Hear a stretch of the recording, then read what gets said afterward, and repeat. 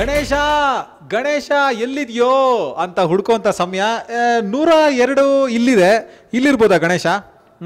Mostly 102 daddy ತುಂಬ ಕಂಜೂಸ್ daddy. So mostly ಅವ್ರ ಹತ್ರ ಇರೋದು ಡೌಟು ನಮ್ಮ ಗಣೇಶ. ಇನ್ನು ಯಾರ ಹತ್ರ ಇರ್ಬೋದು? ಏನು ಮಾತಾಡ್ತಾ ಇದ್ದೀನಿ ಅಂತ ಜ್ಞಾಪಕ ಬಂತ ನಿಮಗೆ? ಡ್ಯಾಡಿ ಅಂತ ಒಂದು ಸ್ಲೋ ಮೋಷನ್ನು, ಆಮೇಲೆ ಡ್ಯಾಡಿ ಅಂತ ಒಂದು ಫಾಸ್ಟ್ ಮೋಷನಲ್ಲಿ ಸೂಪರ್ ಸ್ಪೀಡಲ್ಲಿ ಬಂದಂತಹ ನಮ್ಮ ಗಣೇಶ ಮೋಸ್ಟ್ಲಿ 104 ಡ್ಯಾಡಿ ಜೊತೆನೇ ಇರಬಹುದು. Ganesha Ganesha Ganesha how are you? Oh my god. Okay, yes. Lovely memories. Lovely memories. Super super. ಈ ಪ್ಯಾಸೇಜ್ ಅಲ್ಲಿ ಓಡ್ ಬಂದು 102 ಡ್ಯಾಡಿ ಸರಿ ಇಲ್ಲ, 104 ಡ್ಯಾಡಿ ಸರಿ ಇಲ್ಲ ಅಂತ ಲಿಫ್ಟ್ ಆಟ ಆಡ್ಕೊಂಡ್ ಬರ್ತೀನಿ ಅಂತ ಹೋದಂತ ಗಣೇಶ ಮತ್ತೆ ಇದೇ ಪ್ಯಾಸೇಜ್ ಅಲ್ಲಿ ಸಿಕ್ಕಾಕೊಂಡಿದ್ದೀನಿ, ಅದು 25 ವರ್ಷ ಆದ್ಮೇಲೆ. ಬಟ್ ಗೆಳೆಯ ನಿಜವಾಗ್ಲೂ what a lovely nostalgic feel ಇದು. ನಾನಂತೂ ಆ ಸಿನಿಮಾ ನಿನಗೋಸ್ಕರ ನೋಡೋದು ಗೆಳೆಯ. ಬೇರೆ ಅನಂತ್ನಾಗ್ ಸರ್ಗಿಂತ ಒಂದು ಕೈ ಜಾಸ್ತಿ ನಿನಗೋಸ್ಕರ ನೋಡೋದು. ಸರ್ ನೀವು ನನ್ನನ್ನು ಹೊಡೆದ್ರೂ ಪರವಾಗಿಲ್ಲ. ಇಲ್ಲ, ಆ್ಯಕ್ಚುಲಿ ಅದನ್ನೇ ಒಂದು ಟೀಮ್ ವರ್ಕ್ ಅಂತ ಕರೆಯೋದು ನಾವು. ಒಂದು ಸಕ್ಸಸ್ ಅನ್ನೋದು ಒಬ್ಬ ವ್ಯಕ್ತಿಯಿಂದನೋ ಒಬ್ಬ ಯಾರಿಂದ ಆಗೋದಿಲ್ಲ. So we is always stronger than I ಅಂತಾರಲ್ಲ, ಹಾಗೆ ಆ ಸಿನಿಮಾದಲ್ಲಿ ಆ ನಾವೆಲಲ್ಲಿ ಇದ್ದಿದ್ದಕ್ಕಿಂತ it's a novel base cinema actually. The little rascal ಅಂತ ಬರುತ್ತೆ ಅದು. ಆ ಪಾತ್ರನ ಇನ್ನೂ ಜಾಸ್ತಿ ಅದಕ್ಕೊಂದು ಶೈನ್ ಕೊಟ್ಟು ಪಾಲಿಷ್ ಕೊಟ್ಟು ಪಣಿರಾಮ್ ಚಂದ್ರ ಅಂಕಲ್ ಅದನ್ನ ಮಾಡ್ತಾರೆ. ಮತ್ತು ಕುಣಗಲ್ ನಾಗಭೂಷಣ್ ಅಂಕಲ್ ಅದಕ್ಕೆ ಎಕ್ಸ್ಟ್ರಾರ್ಡಿನರಿ ಡೈಲಾಗ್ಸ್ ಬರೀತಾರೆ. ಅನಂತ್ನಾಗ್ ಸರ್ ಸ್ಪೆಷಾಲಿಟಿ ಏನು ಅಂತಂದರೆ ನಮ್ಮನ್ನು ಅಷ್ಟೇ ಕಂಫರ್ಟಾಗಿ ಇಡೋವಂಥದ್ದು. ಅಂದರೆ ಅವ್ರ ಏಜು ಎಕ್ಸ್ಪೀರಿಯನ್ಸ್ಗೆ ಆವಾಗ ನಾನು ಫಸ್ಟ್ ಸ್ಟ್ಯಾಂಡರ್ಡ್ ಹುಡುಗ, ಮಕ್ಳ ಜೊತೆ ಆ್ಯಕ್ಟ್ ಮಾಡೋ ಪೇಷನ್ಸ್ ಬೇಕಲ್ಲ. ಸೊ ಅದನ್ನು ಅವರು ಅಷ್ಟು ಮಾಡಿಕೊಂಡ್ರು. ಮತ್ತು ಆ ಸ್ಕ್ರೀನಲ್ಲಿ ಒಂದು ಸ್ಪೇಸ್ ಕೊಟ್ಟರು ಗಣೇಶನ ಪಾತ್ರ ಮಿಂಚೋದಕ್ಕೆ. So always thankful to the whole team. Super. ಅಲ್ಲಿ ಒಂದು ತಪ್ಪು ಗೆಳೆ ಹೇಳಿದ್ದು ಏನು ಅಂದರೆ ಮಕ್ಕಳ ಜೊತೆ ಆ್ಯಕ್ಟ್ ಮಾಡೋದು ಅಂತ. ಈ ಮಕ್ಕಳ ಅವಾಗ ನಾನು ಮಗುನ ಫಸ್ಟ್ ಸ್ಟ್ಯಾಂಡರ್ಡ್ ಅಪ್ಪ. ಬಟ್ ಆ ನಟನೆ ಮಾತ್ರ ಅದ್ಭುತ. ಬಟ್ ಆ ನಟನೆನ ಮೀರಿಸಿ ಇವತ್ತಿನ ದಿನ ಗೆಳೆಯ ತುಂಬ ಅಚೀವ್ಮೆಂಟ್ ಮಾಡಿದ್ದಾರೆ, ತುಂಬ ಸಾಧನೆಗಳನ್ನು ಮಾಡ್ತಾ ಇವ್ರ ಥರದ್ದೇ ಒಂದಷ್ಟು ಹುಡುಗರನ್ನ ಕೂಡ ರೆಡಿ ಮಾಡಿ ಇವತ್ತಿನ ದಿನ ಪ್ರಪಂಚಕ್ಕೆ ಬಿಟ್ಟಿದ್ದಾರೆ. ಇವರು ಓನ್ ಪುತ್ರಗಳಲ್ಲ, ಅವ್ರು ಯಾರು ಪುತ್ರಿ ಇರೋ. ಬಟ್ ಡ್ರಾಮಾ ಜೂನಿಯರ್ಸಲ್ಲಿ ನಿಜವಾಗ್ಲೂ is been the big brother ಎಲ್ಲ ಹುಡುಗರಿಗೂ. ಗೆಳೆಯ ಆ ಗುಂಗಿಂದ ಆಚೆ ಬಂದಿದ್ರೆ ಗೆಳೆಯ, ಆ ಗುಂಗು ಅದು ಒಂಥರ ಸಖತ್ತದ. ಯಾಕಂದರೆ ಮಕ್ಕಳ ಜೊತೆ ಇರೋವಾಗ ಆ ಸಿಗೋವಂಥ ಖುಷಿ, ಮತ್ತು ಅದು ಎಷ್ಟೇ ದಿನ ಆದರೂ ಮನ್ಸಲ್ಲಿ ಹಾಗೆ ಫ್ರೆಶ್ ಆಗಿರುತ್ತೆ. ಮತ್ತು ಅವರೆಲ್ಲೇ ಸಿಕ್ಕಿದ್ರು ಕೂಡ ಓಡ್ ಬಂದು ತಪ್ಕೊತಾರೆ, ಮಾತಾಡಿಸ್ತಾರೆ.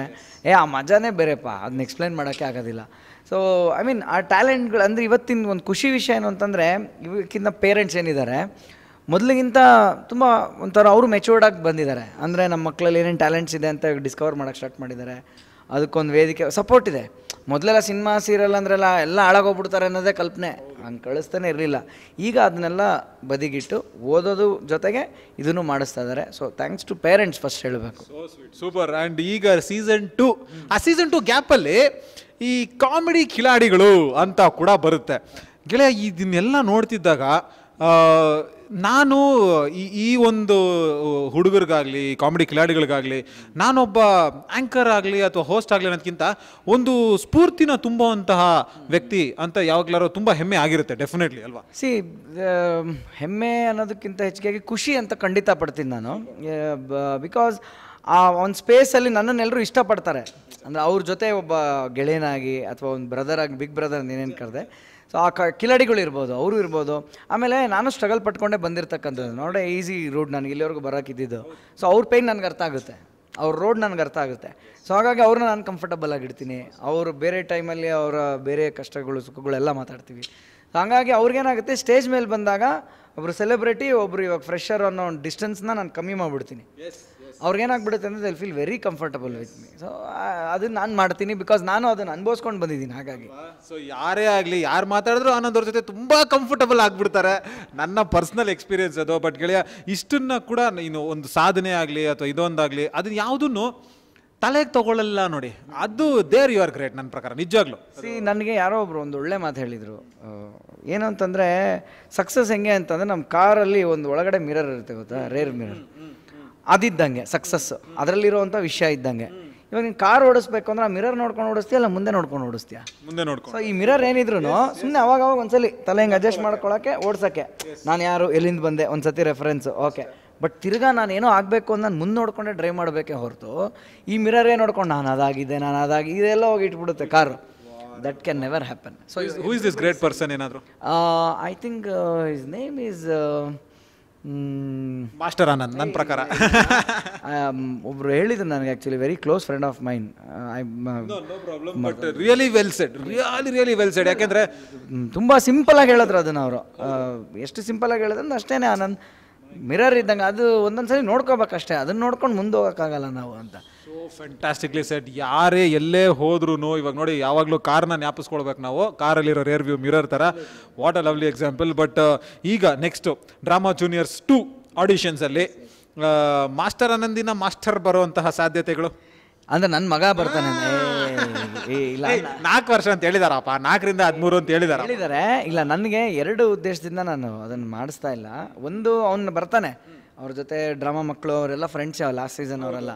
ಒಂದು ಕಾಂಪಿಟೇಷನ್ಲೋ ಅಥವಾ ಶೋಲೋ ನನಗೆ ಅವನೊಬ್ಬ ಕಂಟೆಸ್ಟೆಂಟ್ ಆಗಿ ತರೋಕ್ಕೆ ಇಷ್ಟ ಅಲ್ಲ. When I am the anchor ಅಥವಾ ನಾನು ಜಡ್ಜ್ ಆಗಿ ಆ್ಯಂಕರ್ ಅಥವಾ ಶೋಗೆ ಯಾವುದೇ ರೀತಿ ನಾನು ರಿಲೇಟೆಡ್ ಆಗಿರೋವಾಗ ನನ್ನ ಬ್ಲಡ್ ಸರ್ಕಲ್ನಲ್ಲಿ ಇರಬಾರ್ದು ಅನ್ನೋದು ನನ್ನ ನಿರ್ಧಾರ. ಬಿಕಾಸ್ ಅದು ನಾಳೆ ಅವನು ಗೆಲ್ಬೋದು, ಸೋಲ್ಬೋದು. ಇವಾಗ ಯಾವುದೋ ಒಂದು ಡೇಂಜರ್ ಝೋನ್ ಇರ್ಬೋದು. ಅದೇನಾಗ್ಬಿಡುತ್ತೆ, ಅವೆಲ್ಲ ಮನೇಲಿ ಕ್ಯಾರಿ ಆಗೋಕ್ಕೆ ಸ್ಟಾರ್ಟ್ ಆಗಿಬಿಡುತ್ತೆ. ನಾನು ಕ್ಯಾರಿ ಮಾಡಲ್ಲ, ಮಗು ಅಲ್ವಾ, ಅದು ಮನೇಲಿ ಕ್ಯಾರಿ ಮಾಡೋಕ್ಕೆ ಸ್ಟಾರ್ಟ್ ಮಾಡಿಬಿಡುತ್ತೆ.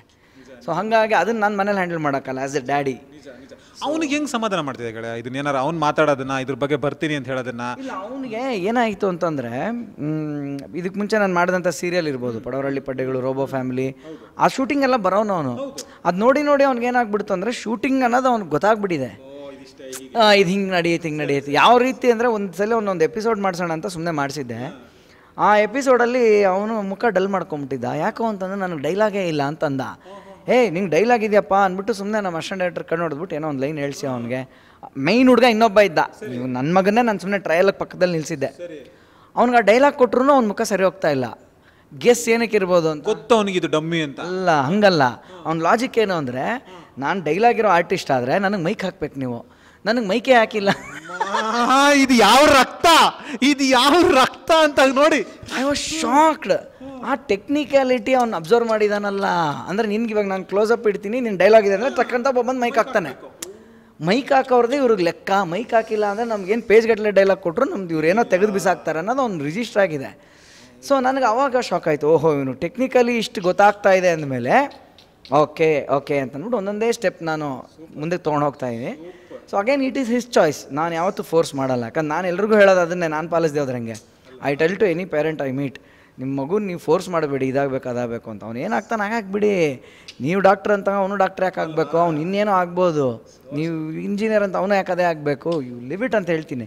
ಸೊ ಹಾಗಾಗಿ ಅದನ್ನು ನಾನು ಹೇರಲ್ಲ. ಮಾಸ್ಟರ್ ನನ್ನ ಮಗ ಅವನು ಮಾಸ್ಟರ್ ಪೀಸ್ ಆಗಬೇಕು ಹಂಗೆಲ್ಲ ನಾನು ಯಾವತ್ತೂ ಹೇಳಿಲ್ಲ, ಹೇಳೋದು ಇಲ್ಲ. ಬಟ್ ಭಗವಂತನ ಇಚ್ಛೆ, ಅವನಲ್ಲೂ ಅದೇನಾದ್ರು ಇತ್ತು ಅಂತಂದರೆ ಆಗಲಿ, ಅಷ್ಟೇ ನಾನು ಬಯಸ್ತೀನಿ. Super, fantastic. ಆ್ಯಂಡ್ ಈ ಜೂನಿಯರ್ಸ್ 2 ಇನ ಸಂದರ್ಭ, ಆಡಿಷನ್ಸ್ ನಡೆಯುವಂತಹ ಸಂದರ್ಭ, ಇವಾಗ ಎಲ್ಲರೂ ಒಂದಷ್ಟು ಫೋನ್ ಕಾಲ್ಸ್ ಮಾಡಿ, ಮಾಸ್ಟರ್ ಅನ್ನೋದವ್ರೆ ನಮ್ಮ ಮಗು ಇದೆ ಏನಾರು ಮಾಡಿ.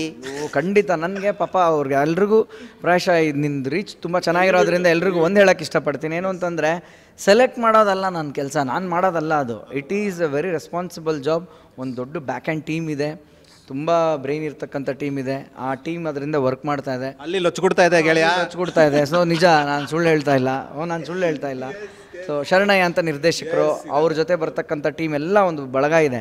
ಸೊ ಅವ್ರು ಕೂತ್ಕೊಂಡು ಇದನ್ನೆಲ್ಲ ಮಾಡ್ತಾರೆ. ಅಫ್ಕೋರ್ಸ್ ಫೈನಲ್ 20 ಅಂತ ಬಂದಾಗ ಅದರಲ್ಲಿ ಏನು ಬೆಸ್ಟ್ ಅನ್ನೋದು ನಾನು ನೋಡ್ತೀನಿ. ಬಿಟ್ರೆ 2,000ದಿಂದ ಒಂದು 20,000 ಮಕ್ಕಳದ್ದು ನಾನು ಲೆಕ್ಕಕ್ಕೆ ಬರಲ್ಲ. ಸೊ ಹಾಗಾಗಿ ಏನಾಗುತ್ತೆ, ನಾನು ಹೇಳ್ಬೋದು ಅವ್ರಿಗೆ, ಇಲ್ಲಿ ಆಡಿಷನ್ ನಡೀತದೆ ಇವತ್ತು, ಅಲ್ಲಿ ಹೋಗಿ ಅನ್ಬೋದೇ ಹೊರತು ನನ್ನ ಮಗನಿಗೆ ನಾನು ಅದನ್ನು ಮಾಡದೇ ಇರೋವಾಗ ನಾನು ಇನ್ನೊಬ್ರಿಗೆ ಹೆಂಗೆ ಮಾಡಲಿ. ಸೊ ಅದು ಹಾಗಾಗಿ ಅದನ್ನೆಲ್ಲರೂ ಅರ್ಥ ಮಾಡ್ಕೊಂಡ್ರೆ. ಸೊ ಇಲ್ಲಿ ದಯವಿಟ್ಟು ಆನಂದ್ ಅವರು ನಮಗೆ ಗೈಡ್ ಮಾಡಲಿಲ್ಲ, ನಮ್ಗೆ ಹೇಳಲಿಲ್ಲ ಅಂತ ಯಾರು ದಯವಿಟ್ಟು ಬೇಜಾರು ಮಾಡ್ಕೊಳ್ಳೋ ಆಗಿಲ್ಲ. This is the fact with ಹಲ್ಲಿ ಲೊಚ್ಗುಟಿಂಗ್. ಸೊ ಗೆಳೆಯ, ಆಫ್ಟರ್ ದಿಸ್ ಏನೇನು ಪ್ಯಾಕೇಜ್ ಇದೆ, ಬತ್ತಳಿಕೆಯಲ್ಲಿ ಏನೇನಿದೆ ಇನ್ನು? ಇವಾಗ ಏನಾಗುತ್ತೆ, ನಿಮ್ಗೆ ಇವೆರಡೂ ಸೀಸನ್ಗಳೇ 1 ವರ್ಷನ ತೊಗೊಂಡ್ಬಿಡುತ್ತೆ ಟೈಮು. ಇಟ್ ಈಸ್ ಲೈಕ್ ಇದೊಂದು 3 ತಿಂಗಳು, ಅದೊಂದು 3 ತಿಂಗಳು. ಇನ್ನೂ ಚೆನ್ನಾಗಾಯಿತು ಅಂತಂದರೆ ಅದು 2 ತಿಂಗಳು ಎಕ್ಸ್ಟೆಂಡ್ ಆಗೋ ಸಾಧ್ಯತೆಗಳಿರ್ತವೆ. ಸೊ ಇದ್ರ ಮಧ್ಯೆ ಒಂದು ಮೆಗಾ ಸೀರಿಯಲ್ ಮಾಡಬೇಕು ಅಂತ ಡಿಸ್ಕಷನ್ ನಡೀತಾ ಇದೆ, ಕೈಗೆತ್ಕೊಂಡಿದ್ದೀವಿ. ಆದರೆ ಏನು ಅಂತಂದರೆ, ಈ ಸಲ ನಾನು ಕಾಮಿಡಿಯಿಂದ ಬೇರೆ ಜಾನರ್ ಮಾಡಬೇಕು ಅಂತಿದ್ದೀನಿ. It is a murder mystery ಮಾಡ್ತಾ ಇರೋದು. ಹೌದು. So full serious. ಅಂದರೆ ಹೆಂಗೆ ಅದು ಅವ್ರಿಗೆ ಜನಕ್ಕೆ ಕನ್ಫ್ಯೂಸ್ ಆಗ್ಬೇಕಂದ್ರೆ ಆನಂದ್ ಕಾಮಿಡಿ ಹ್ಯಾಂಡಲ್ ಮಾಡ್ತಿದ್ರು, ಇದೊಂದು ಸಸ್ಪೆನ್ಸ್ ಮರ್ಡರ್ ಮಿಸ್ಟ್ರಿ ಮಾಡ್ತಾರಾ ಅಂತಾನು. ಸೊ ಹಾಗಾಗಿ ಅದು ಬೇಕು ಅಂತಲೇ ಆ ಸಬ್ಜೆಕ್ಟ್ನ ತೊಗೊಂಡಿದ್ದೀನಿ. And I also thank mister Raghavendra Hunsur. ಅವ್ರು ಮೇನ್, ಯಾಕಂದರೆ ಅವ್ರಿಗೆ ಏನು ಅಂತಂದರೆ the vision that he has are the confidence that he has in me, ಇವತ್ತಿಗೆ ಅದು ಸಾಧ್ಯ ಆಗ್ತಿದೆ. ಯಾಕಂದ್ರೆ ನಾವು ಸುಮಾರು ಜನಕ್ಕೆ ಅಪ್ರೋಚ್ ಮಾಡ್ತೀವಿ, ನಾನಿದು ಮಾಡಬಲ್ಲೆ ಅಂತ. ಆದರೆ ಅದನ್ನು ಗುರುತಿಸಿ ಅದಕ್ಕೆ ವೇದಿಕೆ ಕ್ರಿಯೇಟ್ ಮಾಡೋರನ್ನ ಅವತ್ತು ಮರಿಬಾರ್ದು. ಸೊ ಅವ್ರು ಏನು ಹೇಳಿದ್ರು ಅಂತಂದರೆ like okay, I believe you, I trust you, you can do this, so ಮಾಡಿ ಅಂತ. ಸೊ ಹಾಗಾಗಿ ಇದು ಮೆಗಾ ಸೀರಿಯಲ್ ಅಂತ ಇದ್ದರೂ ಕೂಡ ಇದು 2 ವರ್ಷ 3 ವರ್ಷ ಬರೋವಂಥ ಸೀರೀಸ್ ಅಲ್ಲ. It's a very short series, 1 ವರ್ಷದೊಳಗೆ ಮುಗಿತಕ್ಕಂಥ ಒಂದು ಕತೆ. ಅದ್ರ ಜೊತೆ ಇದು ಮತ್ತೆ ಕಾಮಿಡಿ ಕಿಲಾಡಿ ಮತ್ತು ಡ್ರಾಮಾ ಜೂನಿಯರ್ಸ್ ಜಗ್ಲಿಂಗ್ ಮಾಡ್ತಾ ಇರ್ತೀನಿ ನನಗೆ. ಸೊ ಇಟ್ಸ್ ಲೈಕ್ ಜಾಸ್ತಿ ಎಳಿದಂಗೆ ಕೆಮಿಸ್ಟ್ರಿನ ಇಟ್ಕೊಂಡು ಮುಗಿಸೋವಂಥದ್ದು. ರಾಘವೇಂದ್ರ ಹುಣಸೂರು ಅವ್ರ ಜೊತೆ ನಾವು ಕೂಡ ಈ ಕೆಲಸ ಮಾಡಿ, ಅವರು ಗೆಳೆಯ ಸುಮ್ಮನೆ ಒಂದು ಅವ್ರನ್ನ ನಾನು ಯಾವಾಗಲೂ ಕೃಷ್ಣಮಾಚಾರಿ ಶ್ರೀಕಾಂತ್ ಕಂಪೇರ್ ಮಾಡ್ತೀನಿ. ಏನಕ್ಕೆ ಅಂತ ಗೊತ್ತಿರ್ಬೋದು, ಮಾತಾಡ್ಬೇಕಾದ್ರೆ ಅಂತಾನೆ ಇರ್ತಾರೆ ಒಂದೊಂದ್ಸರಿ.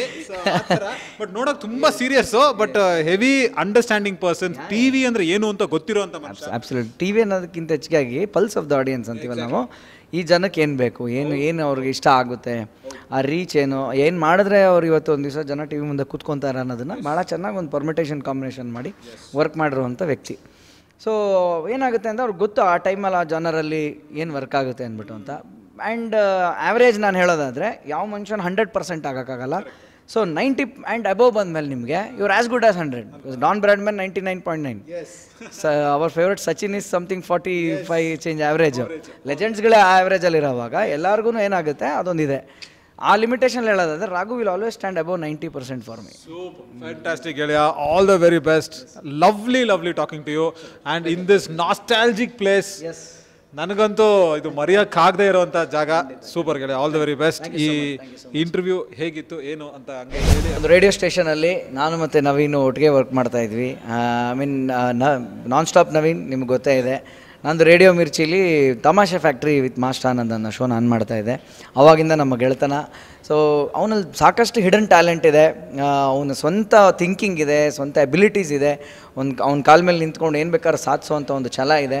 ಭಗವಂತ ಅದೆಲ್ಲದಕ್ಕೂ ಒಂದು ಶಕ್ತಿನ ಕೊಡಲಿ, ಒಂದು ವೇದಿಕೆನ ಕ್ರಿಯೇಟ್ ಮಾಡಲಿ. ಆ ಕ್ರಿಯೇಟ್ ಮಾಡೋದಕ್ಕೆ ಹೆಂಗೆ ಕಾರಣ ಆಗುತ್ತೆ ಅಂದರೆ ನೀವೆಲ್ಲ ನೋಡೋದ್ರಿಂದ, ಒಂದು ಲೈಕ್ ಕೊಡೋದ್ರಿಂದ, ಸಬ್ಸ್ಕ್ರೈಬ್ ಮಾಡೋದ್ರಿಂದ ಇರ್ಬೋದು. ಯಾಕಂದ್ರೆ ಹನಿ ಕುಡಿದ್ರೆ ಹಳ್ಳ ಅಂತ ಹೇಳ್ತಾರೆ. ನಾವು ಯಾವುದನ್ನು ಚಿಕ್ಕದಾಗಿ ಕಾಣೋಕ್ಕಾಗಲ್ಲ ಪ್ರಪಂಚದಲ್ಲಿ.